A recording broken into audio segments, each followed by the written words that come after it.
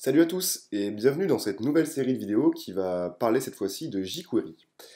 Donc, qu'est-ce que jQuery? jQuery, c'est une bibliothèque JavaScript qui va nous permettre de manipuler le DOM en passant par donc soit le HTML, soit le CSS et les classes CSS, et qui nous permet également de faire de l'Ajax et de manipuler de l'Ajax. Mais l'Ajax, ça, on verra ça plus tard. Donc jQuery pour l'instant c'est peut-être un peu flou une bibliothèque, mais c'est simple, il suffit de voir la devise, c'est write less, do more, donc écrire moins pour faire plus. Ça va nous permettre en fait de simplifier nos écritures JavaScript grâce en fait à cette bibliothèque qui a été faite justement pour écrire moins de JavaScript, mais en faire autant, voire plus. Donc jQuery, il faut le télécharger dans son projet, et pour ce faire il y a plusieurs solutions. La première solution, c'est de passer par le NPM, le Node Package Management. Si vous avez suivi le tutoriel sur Gulp, vous avez déjà un premier aperçu de qu'est-ce que c'est NPM. Donc si on tape par exemple ici jQuery, donc NPM va nous sortir comment se télécharge donc jQuery. Et du coup, on pourra donc télécharger jQuery comme une dépendance dans notre fichier package.json.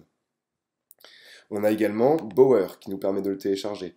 Donc Bower, c'est un peu pareil que NPM, en fait, c'est un manager de package pour vos projets. Donc nous, vu qu'on a vu que NPM, pour l'instant, je ne m'attarderai pas vraiment sur Bower. On a également, si l'on souhaite, les CDN. Donc pour ceci, on tape jQuery CDN, voilà. Donc normalement, il devrait me sortir une page qui me sort tout plein de CDN. Donc, ou alors même, il nous montre sur le site. Et du coup, voilà, c'est dit CDNJS, comme ceci. Donc sur ce site, vous allez pouvoir trouver plein de CLN. Le CDN, c'est pareil, c'est en fait, on va pouvoir copier-coller juste un code pour mettre sur notre site comme ceci. Par exemple, si je veux jQuerymin.js, je fais un copier et coller dans mon projet. Vous pouvez également le télécharger directement sur le site en faisant download jQuery. Ainsi, vous pourrez télécharger le fichier jQuery compressé. Par exemple, si je le fais ici, donc là, on vient de passer à la version 3.1. Donc, j'ai jQuerymin.js. Donc, ce fichier-là, on le mettra dans notre dossier de production. Et la dernière solution, c'est d'utiliser la Google Hosted Library. Donc, si je vais sur Google et je fais Google API jQuery, je vais tomber sur ce site qui est HTTP développeur Google. Et en fait, c'est Google qui se permet en fait d'héberger des librairies. Vous voyez ici, vous avez AngularJS, vous avez jQuery, vous avez HammerJS, et ainsi de suite, même Three.js qui nous permet de créer des canvas, etc., etc. Et donc ensuite, vous n'avez plus qu'à prendre le script et à le copier-coller. Donc ce que l'on va faire, c'est que moi j'ai déjà créé ici un dossier qui s'appelle jQuery. Je crois d'ailleurs que j'avais même déjà un petit peu travaillé dessus. Je vais l'ouvrir dans mon éditeur de texte. Oui, j'ai déjà même un petit peu travaillé dessus.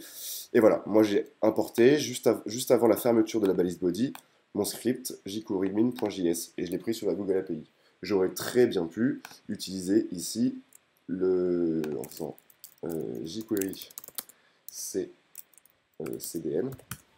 J'aurais très bien pu faire appel au CDN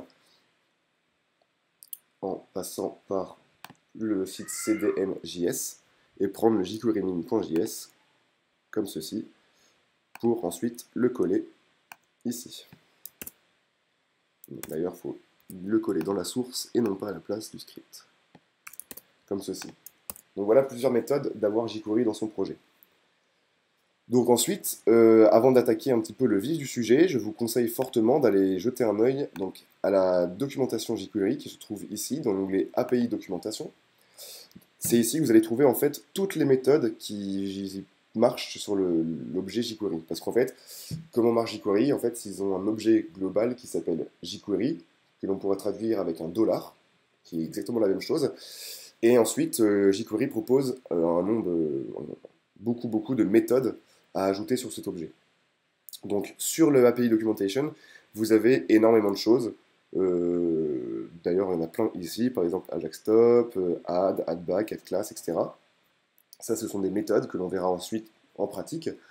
Et vous avez également, si vous le souhaitez, le site, comme d'habitude, DevDocs API Documentation, dans lequel vous avez jQuery. Et ici, vous avez plein de documentation, notamment par exemple sur les objets de callback, sur l'Ajax, sur les événements. Donc ça vous dit sûrement quelque chose. Si vous avez vu les tutoriels sur JavaScript, comme les clics, le double-clic, le focus, le keydown, le keypress, etc.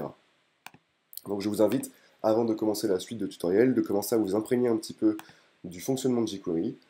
Ça vous aidera peut-être pour la suite. Et dans la seconde vidéo, nous allons commencer à voir comment fonctionne jQuery, comment on écrit du jQuery, et vous verrez que c'est assez simple.